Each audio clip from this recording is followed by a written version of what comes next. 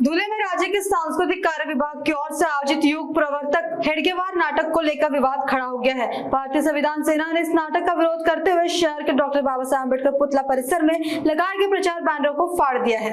विरोध प्रदर्शन के दौरान कार्यकर्ताओं ने नारेबाजी भी की और नाटक के आयोजन पर आपत्ति जताई। संगठन का कहना है कि अम्बेडकर पुतला परिसर जैसे स्थान पर इस प्रकार के नाटक का प्रचार करना उचित नहीं है। साथ ही भारतीय संविधान सेना ने 5 जुलाई को होने वाले नाटक के प्रदर्शन को रोकने की चेतावनी भी दी है। इस पूरे घटनाक्रम के बाद शहर में माहौल गर्मा गया है और प्रशासन को आगे की कार्रवाई पर सभी की नजरें टिकी हुई है। धुळ्यामध्ये हिरेभवन येथे युग प्रवर्तक हेडगेवार यांचं नाटक आहे।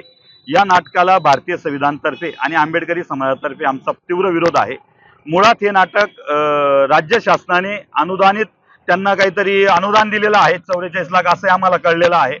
मुळात एखादी घटनाविरोधी कृती करणारे RSS ज्यांनी भारतीय संविधानाचा कधी सन्मान केला नाही, भारतीय तिरंगा कधी आपल्या हेडक्वार्टरला लावला नाही, अशा हेडगेवारांचं नाटक तेही युगप्रवर्तक म्हणून महाराष्ट्र शासन कसं काय लावू देतं आणि ते कसं काय चालू देतं म्हणून आमचा याला तीव्र विरोध होता। त्याचं जे बॅनर होतं डॉक्टर बाबासाहेब आंबेडकर यांच्या पुतळ्याजवळ होतं, म्हणजे ज्यांनी भारतीय संविधान लिहिलं त्यांच्याच पुतळ्याजवळ ज्यांनी संविधानाला मानलं नाही त्याचं बॅनर लावणं हे आंबेडकरी समाजाचा आणि डॉक्टर बाबासाहेब आंबेडकरांचा अपमान आम्ही मानतो।